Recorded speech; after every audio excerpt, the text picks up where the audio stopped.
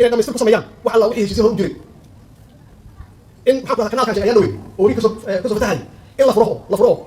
بس لو دايم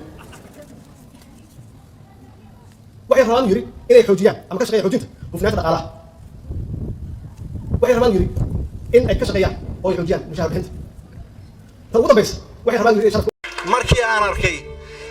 dawladda Soomaaliyeed habka ay ila dhaqantay qaabka ay u shaqeysay gaalka ayaa laga qabtay saddex habeen baa lagu hayay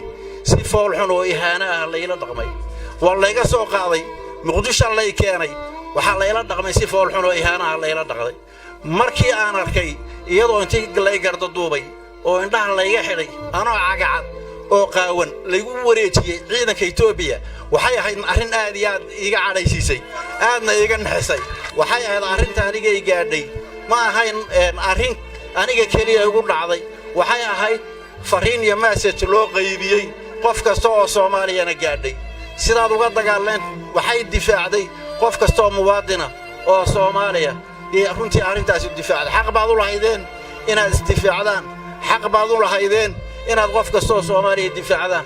xaq baad u leedihiin inaad difaacina si wadaan aad iyo aad baan idinka mahad celinayaa runtii waxaan jeclahay inaan ayagana runtii aan xuso madaxda ummadda Soomaaliyeed oo ayaduna hawlgalka mid baaxad leeg iyadoo dhinaceeda ka waday shacbiga Soomaaliyeed